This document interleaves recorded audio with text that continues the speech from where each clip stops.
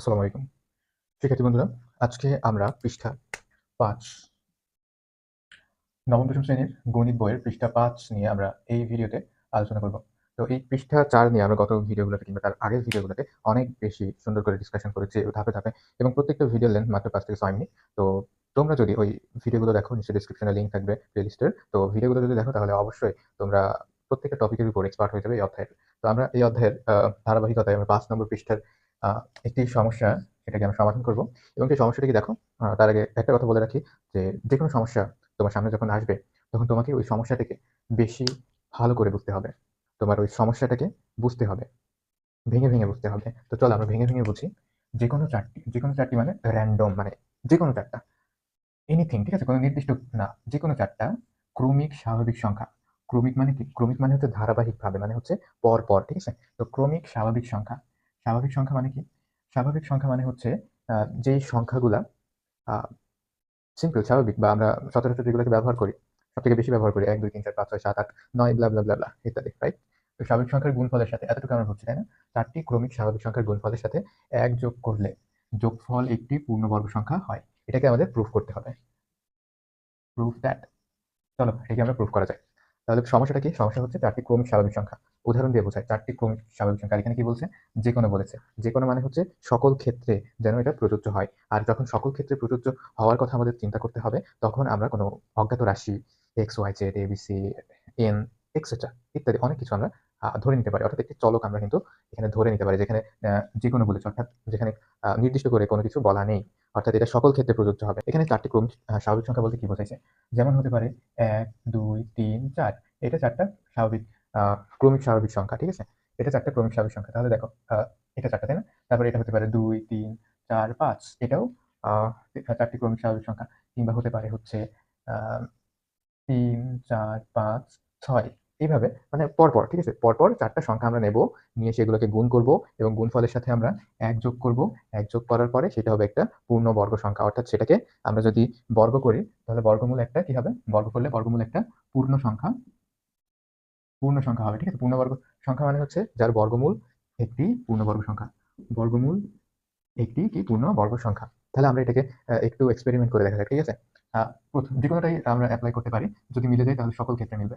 ১, ২, ৩, ৪, এটাকে আমরা কি করব? এটাকে আমরা গুণ করব। গুণ করে দিয়ে একের সাথে আমরা যোগ করব। তাহলে দেখব যোগফল কত হয়? ২৪ যোগ ১ আমাদের আসে হচ্ছে ২৫।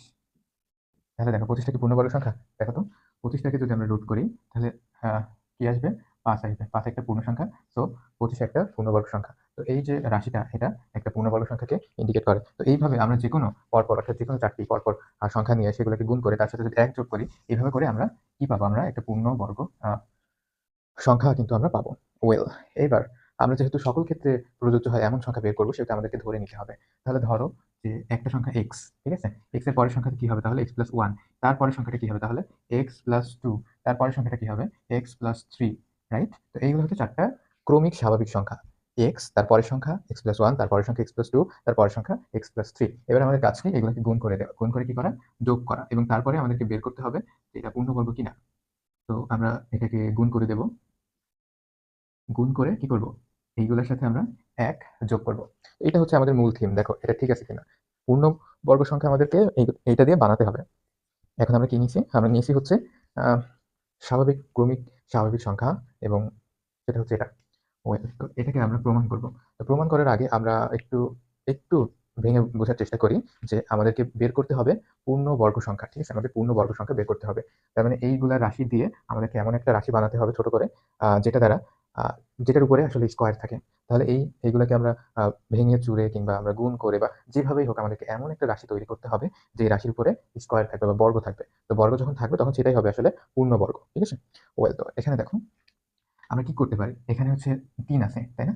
এখানে ৩ আছে, আর এখানে ১ আছে। এখানে ১, এখানে ২। তাহলে আমরা ৩ আছে এর মাঝামাঝি, তাই না? তো ৩ আমরা বানানোর চেষ্টা করতে পারি যে ২ টা ২ টা করে রাশি নেব, যেখানে কি থাকবে? যেখানে ৩ থাকবে। যেহেতু এখানে ২ আর ১ মিলে ৩ হয়। আবার হচ্ছে ৩ টা আলাদা করেও একটা ৩ হয়। এজন্য এটাকে আমরা এর সাথে নেব x + 3।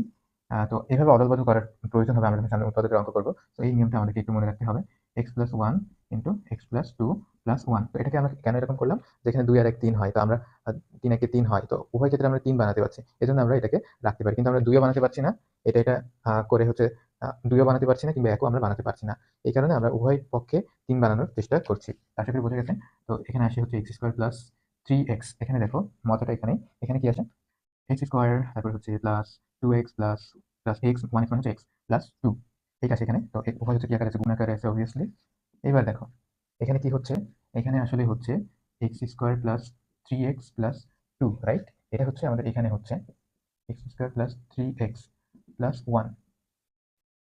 ওয়েল, তো এখানে দেখো এখানে x স্কয়ার প্লাস 3x আছে, আবার এখানেও x স্কয়ার প্লাস 3x আছে। আমাদের টার্গেটই ছিল এমন উভয় স্থানে উভয় রাশিতে যেন x স্কয়ার প্লাস 3x অর্থাৎ মোটামুটি কোনো রাশি যেন কমন বা মিল থাকে। এবার দেখো, এবার এই মিলগুলোকে আমরা যেখানে একটা রাশি ধরতে পারি, x প্লাস 3x কে আমরা কি ধরলাম? x plus 3x, x square plus 3x, এটাকে আমরা ধরলাম হচ্ছে a, ঠিক আছে?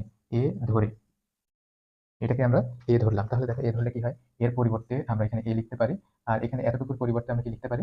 আমরা এতটুকুর পরিবর্তে এ লিখতে পারি এ প্লাস 2, রাইট? এখানে এটা হচ্ছে এ আর এখানে এটা হচ্ছে এ, বোঝা গেছে? তো এটার বদলে আমরা এখানে লিখবো এ প্লাস 2 উইল। তো এবার আসি হচ্ছে এ স্কোয়ার প্লাস এ স্কোয়ার প্লাস 2a প্লাস 1। এবার দেখো এটা মিডল টার্ম যায় কিনা? অবশ্যই এটাকে সূত্র বানানো যাবে এবং অবভিয়াসলি যাবে। এটা কি এ স্কোয়ার প্লাস 2ab, তাই না? 2ab কত? b হচ্ছে 1 প্লাস 1 স্কয়ার। দেখো তো এটা কিসের সূত্র? অবভিয়াসলি রাইট, এটা হচ্ছে a plus b whole square সূত্র। তো a হচ্ছে a আর b হচ্ছে কি? b হচ্ছে 1, এটার হোল স্কয়ার।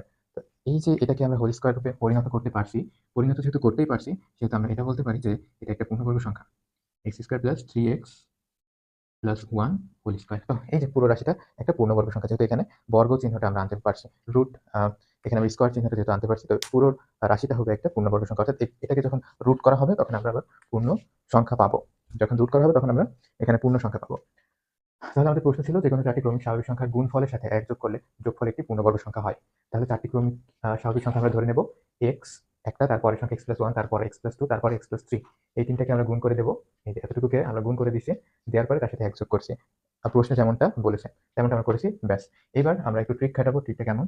এখানে আমরা দেখবো যে আমাদের কোন গুণ করে কোন গুণফলটা কমন বানানো যায়। তো এখানে আমরা দেখতে পাচ্ছি যে 3 1 3 এটা কমন যাচ্ছে, আর আর কমন যাচ্ছে হচ্ছে 2 আর 1 3, তাই না? 2 আর 1 3 আর হচ্ছে x, তার মানে 3x, আর এখানে হচ্ছে 3x। তো উভয় ক্ষেত্রে আমরা 3x থেকে কমন যেহেতু আনতে পারছি সেহেতু আমরা একটু উলটপালট করে সাজিয়ে লিখবো। x এর সাথে লিখবো হচ্ছে x প্লাস 3, x প্লাস 1 এর সাথে লিখবো x প্লাস 2 প্লাস 1, এতটুকু।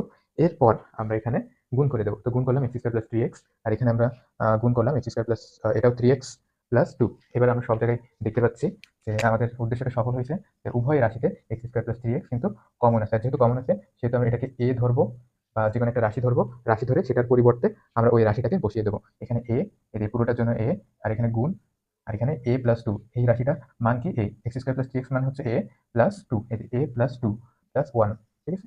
এইবার আমরা এগুলোকে যদি গুণ করে দিই তাহলে এমন হবে। এবার এটাকে আমরা যদি একটু ভাঙায় লিখি তাহলে আমাদের সূত্রে চলে যায়, a প্লাস b হোল স্কয়ারের সূত্রে। তো ওই সূত্রে ফেললাম, সূত্রে ফেলার পর আমরা যেটা ধরেছি সেটাকে এখানে বসিয়ে দিলাম। তাহলে আমাদের অঙ্ক সলভড। আমরা প্রুফ করে দিতে পারলাম যে যেকোনো চারটি ক্রমিক স্বাভাবিক সংখ্যার গুণফলের সাথে যদি এক যোগ করা হয় তবে প্রত্যেক ক্ষেত্রে কি হবে? প্রত্যেক ক্ষেত্রে আমাদের সংখ্যাটা পূর্ণবর্গ সংখ্যা হবে। তো আই হোপ যে সম্পূর্ণ নিট অ্যান্ড ক্লিয়ার, এটা বোঝা গেছে। তো পরবর্তী ভিডিও দেখার আমন্ত্রণ জানিয়ে এখানে শেষ করছি।